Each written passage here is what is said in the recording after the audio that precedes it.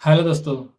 पिछली बार भी UP police 60,244 में मैं एग्जाम क्वालिफाई किया था और इस बार भी मैं 32,679 में क्वालिफाई किया हूँ।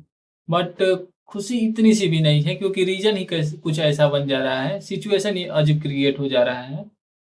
सारी चीज़ें मैं आप लोगों को बता रहा हूँ। देखिए, पिछली बार जब 60,244 भर्ती आई थी तो उसके लिए मैं काफ़ी सीरियस था, काफ़ी अच्छे से पढ़ाई कर रहा था और बहुत मेहनत किया था उसके लिए। मेरे हिसाब से जितना भी हो सके उतना मैं उसके लिए कोशिश किया था।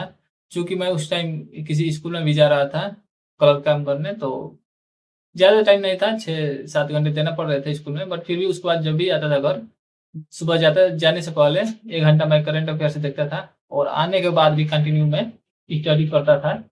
तो सिचुएशन ही कुछ ऐसा हो गया था, तो बट बहुत पढ़ाई किया, बहुत मेहनत किया, मॉक वगैरह लगाता था। बट उसमें ये है कि 200 के आसपास ही नंबर आ जाते थे। उतना मैं तो अपना 100% दे रहा था, बस चीज़ें उतनी अच्छी से समझ में नहीं आ पा रही थी। मुझे ऐसा लग रहा था कि पकड़ उतना नहीं बन पाया था, है ना?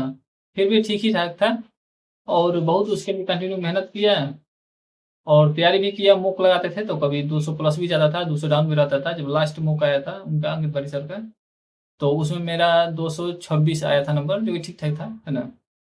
तो ठीक था। और जब उसका पेपर दिया पहला वाला, तो वो भी ठीक-ठाक हुआ था, बट वो तो लीक ही हो गया। और जब री-एग्ज़ाम हुआ तो मैं मुझे ये लगा कि अब री-एग्ज़ाम होने वाला है तो तब तक तैयारी अच्छे से कर लेंगे, तो अब तो फोड़ ही देंगे। बट ये था कि 6 महीने का डेट मिल गया तो फिर बीच में लूज़ हो गए और फिर जैसे एग्ज़ाम डेट आया फिर रेडी हो गए। बट ये है कि बीच-बीच में मैं डेली 1 घंटा 2 घंटा पढ़ता था, ऐसा बात नहीं है कि छोड़ दिया।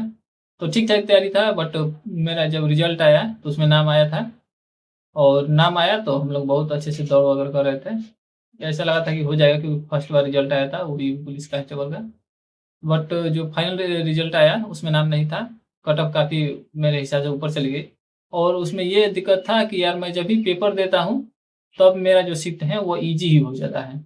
उसमें भी उस बार भी मेरा 31 तारीख को सेकंड शिफ्ट था और जब वहाँ पर पेपर दे के आया, घर पर आया तो पता चला कि सबसे ईज़ी शिफ्ट वही है और उसमें से 7 क्वेश्चन और गलत हो गए उसमें।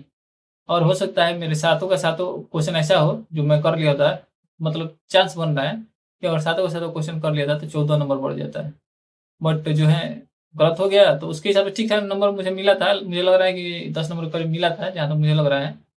तो मेरा तब फिजिकल का नाम आया था और फाइनल में आउट हो गया और मेरी चाह यही रहती है कि पहला दिन पहला सीट में पड़े। बट इस बार भी मैं सोच रहा था कि चलिए उस बार नहीं हुआ तो कोई बात नहीं, दुःख तो बर्दाश्त कर लिए थे, उस गम को भूल चुके थे। बट इस बार सोचे कि इस बार कम से कम पहला दिन पहला शिफ्ट पड़ जाए और जब 10 दिन पहले एग्ज़ाम सिटी डेट वगैरह आता है, तो आया तो देखे कि पहला दिन था तो काफ़ी खुश हुए। बस यही सोच रहे थे कि पहला शिफ्ट भी पड़ जाए। बट जब आया एडमिट कार्ड तो दूसरा शिफ्ट दिखा रहा था, तो थोड़ा-सा नर्वस हुए। फिर सोचे कि चलिए थोड़ा-सा आइडिया वगैरह लग जाएगा। पहला शिफ्ट में तो वैसे ही घबराहट रहता है, तो ठीक ही है, मतलब जैसा भी सिचुएशन होता है मेंटेन करना पड़ता है। और ठीक है, जब पेपर देने गए तो पहला दिन तो मतलब पहला शिफ्ट का जो पेपर हो गया था, पेपर का लेवल ठीक-ठाक मुझे लगा।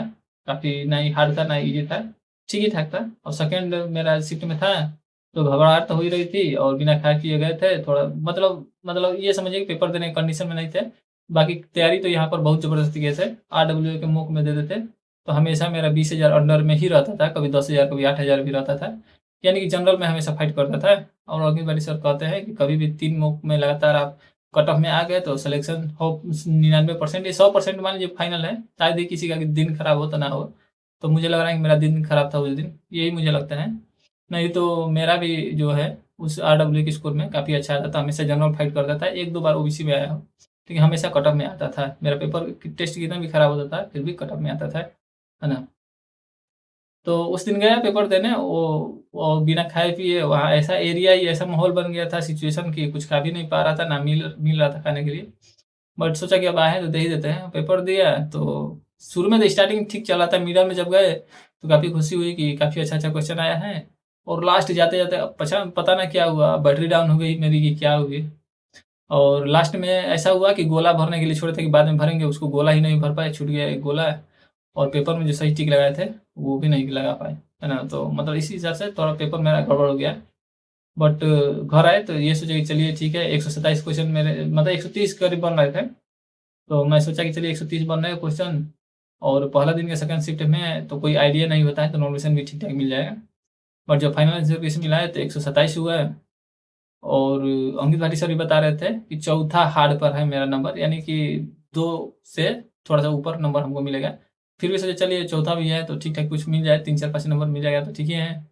और जब फाइनल रिजल्ट आया मतलब DVPST के लिए, तो उसमें बता रहे हैं कि सबसे ईजी यही है।